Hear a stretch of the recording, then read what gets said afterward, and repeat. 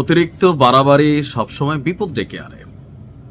বাংলাদেশের ওয়াজের মাঠগুলোতে বিভিন্ন হুজুর আছেন যারা এই যে ওয়াজের মাঠ, সেখানে রিকশাওয়ালা, ধনী, গরিব, তারপর দলমত নির্বিশেষে মানুষ টাকা দেয়। এমনকি এই হুজুররা কোটি কোটি টাকার মালিক, কিন্তু মোটা অঙ্কের 2 লাখ, 4 লাখ, 5 লাখ টাকা নিয়ে যায় 2-3 ঘন্টা ওয়াজ করে। কিন্তু আসলে ওয়াজ করে নাকি রাজনৈতিক বক্তব্য দেয়। তো রাজনৈতিক বক্তব্যতে যে সকল হুজুর আছে, আওয়ামী লীগ সরকারের সময়ও তাদের অনেককে কিন্তু গ্রেপ্তার করা হয়েছিল। এর মধ্যে আমির হামজা একজন, যিনি রাজনীতির মাঠকে ব্যবহার করেন, মানে ওয়াজের মাঠকে ব্যবহার করেন রাজনীতির মাঠ হিসাবে। আর যখন যেই সরকার ক্ষমতায় থাকে সেই সরকারকে তিনি চাটেন, মনে মনে লালা ঝরে রাষ্ট্রপিকার জন্য রাগ হইতে পারেন। কিন্তু বিশেষ করে আমি তো অনেক ওয়াজি আছে, কারণ আমির হামজাকে নিয়ে কথা বলি, কারণ আগাগোড়া উনি বহুত আগে এক লোকের মুসলমান বানাইয়া, খেয়াল আছে নিশ্চয়ই আপনাদের, যে পরে ধরা খাইলো যে এটা একটা সেট আপ ছিল। কেন এগুলো আপনারা করবেন মানুষের সামনে, মানে বিভ্রান্ত কেন করবেন? তো সর্বশেষ বিএনপির যেই চেয়ারপারসন আছেন, সাবেক মরহুম বেগম খালেদা জিয়ার ছোট ছেলে আরাফাত রহমান কোকোকে নিয়ে যেই মানে কি বলা হয়, যে বিশ্রী নোংরা ভাষায় আমির হামজা বক্তব্য দিয়েছিলেন, এটা নিয়ে সারা বাংলাদেশে ঝড় উঠেছে। কেন উঠেছে? যে এই যে দেখো এদের আসল রূপ কি। তো এরপরে যদিও তিনি বিষয়টির জন্য ক্ষমা চেয়েছেন, তিনি বলছেন স্লিপ অফ টাং।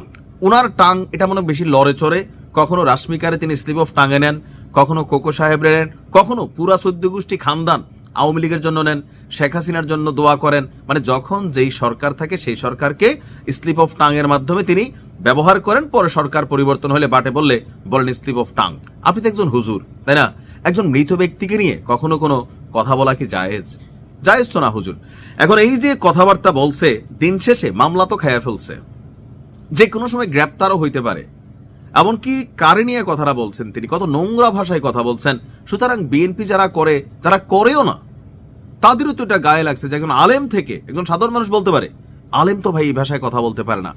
আর এই কারণেই গতকালকে কুষ্টিয়া কোর্টে এই আমির হামজার বিরুদ্ধে ইসলামী বিশ্ববিদ্যালয়ে ছাত্রদলের যুগ্ম আহ্বায়ক সোলাইমান চৌধুরী সাহেব একটা ফৌজদারি মামলা দায়ের করেছেন, যেটা হচ্ছে মানহানির অভিযোগে। এজাহারে বলা হয়েছে, সামাজিক যোগাযোগ মাধ্যমে ছড়িয়ে পড়া একাধিক ভিডিওতে আমির হামজা ওয়াজ মাহফিলে বক্তব্য দেওয়ার সময় সাবেক প্রধানমন্ত্রী মরহুম বেগম খালেদা জিয়ার কনিষ্ঠ পুত্র মরহুম আরাফাত রহমান কোকোর নাম ব্যঙ্গাত্মকভাবে বিকৃত করে অবমাননাকর শব্দ ব্যবহার করেছেন।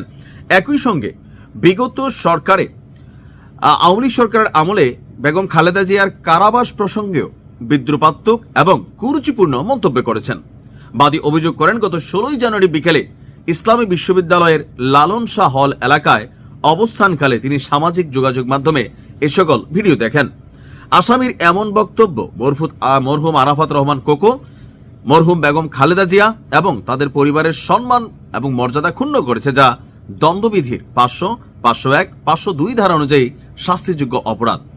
আবেদনে আসামির বিরুদ্ধে সমন অথবা গ্রেফতারি পরোয়ানা জারির প্রার্থনা জানানো হয়েছে। এ বিষয়ে বাদী বলছেন যে এটি কোনো ব্যক্তিগত আক্রোশ বা রাজনৈতিক প্রতিহিংসার মামলা নয়। একজন মৃত মানুষ এবং সাবেক প্রধানমন্ত্রীর বিরুদ্ধে, মানে বেগম খালেদা জিয়ার বিরুদ্ধে একজন ওয়াজি তিনি যেই ভাষা ব্যবহার করেছেন, এটা আসলে কখনোই মেনে নেওয়ার মতো না, যার কারণে তিনি মামলাটি করেছেন। অপরদিকে আমির হামজার সাথে যোগাযোগের চেষ্টা করা হলে তিনি আসলে ফোন ধরেননি। যেহেতু তিনি এখন জামাতের বলয়ে আছেন, জামাতেরও প্রশাসনিকভাবে খুব শক্ত অবস্থান আছে, ভালো আইনজীবী আছে, হয়তো তিনি গ্রেফতার হবেন না। কিন্তু আমি বরাবরই বলি, জামাতের কিছু সিলেকশন খুবই নেগেটিভ, খুবই, বিশেষ করে এই ওয়াজি ব্যবসায়ী যারা আছে, তাই এরা তো ওয়াজ করে পয়সা কামায়। আপনি দেখেন এক একজন কোটি কোটি টাকার মালিক এই ওয়াজ কইরা। আমরা হকিন্নি, ভিক্ষুক, রিক্সাওয়ালা 10 টাকা 5 টাকা দেই, এই টাকাটা খায় কে? একটা বড় অংশ খায় এই হুজুররা। আর যখন রাজনীতির, মানে ভাই আপনি রাজনীতি করবেন, এখন রাজনীতির মাঠে ডাইকে আপনি বলেন, সেটা নিয়ে দল হিসাবে ডিফেন্ড করবে, কিন্তু ওয়াজের মাঠকে রাজনীতির কাছে ব্যবহার করার কোনো সুযোগ নেই। এটা একটা ট্রেন্ড কিন্তু এখন চালু হয়েছে, এটা বন্ধ হওয়া দরকার। ভালো থাকুন।